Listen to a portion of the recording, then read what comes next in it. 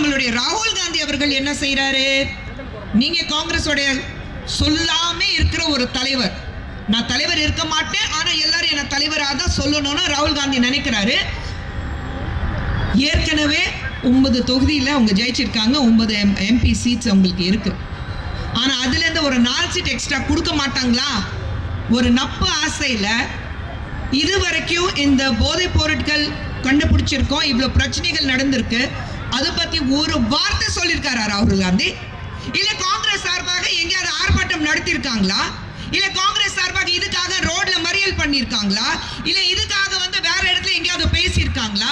ஆனா பொம்பளைங்க பத்தி மட்டும் தவறாக பேசுறதுக்கு காங்கிரஸ் ஒவ்வொரு மேடையிலையும் நிச்சயமாக பின்வாங்காது.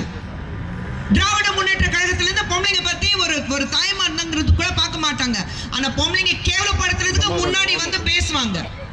அவங்கள கட்சியில இருந்து நீக்க வைப்பாங்க. ஆனா 3 மாசம் கழிச்சு மறுபடியும் சேர்த்துக்குவாங்க. ஏன்னா மறுபடியும் தேர்தல் நேரத்துல பொம்பளைங்க பத்தி கேவலமாக பேசுறதுக்கு ஒருத்தர் வேணும்.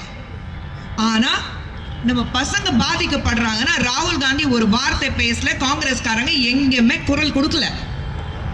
ஏன்னா அவங்களுக்கு 4 சீட் எக்ஸ்ட்ரா கிடைச்ச போதுமே, அதுக்காக ஒரு சீட்டுக்காக நீங்க நாடே உங்க தமிழகமே இந்த அளவுக்கு சிரஞ்சடி போயிருக்குன்னா அதை பத்தி அவங்களுக்கு கவலை கிடையாது.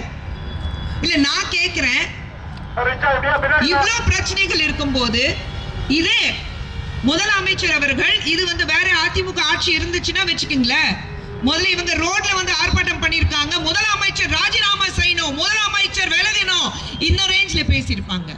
இன்னைக்கு நான் கேட்கிறேன், முதலமைச்சர் அவர்கள் ராஜினாமா செய்யறதுக்கு தைரியம் இருக்கா உங்களுக்கு?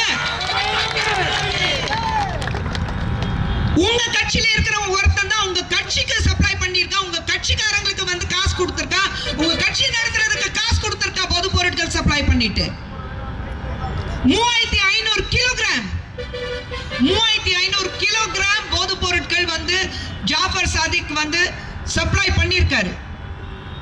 இது 3500 கிலோகிராம் போதை பொருட்கள் நீங்க பார்க்கும்போது வெறும் 50 கிலோ போதை பொருட்கள் எவ்வளவு வந்தது? 2000 கோடி.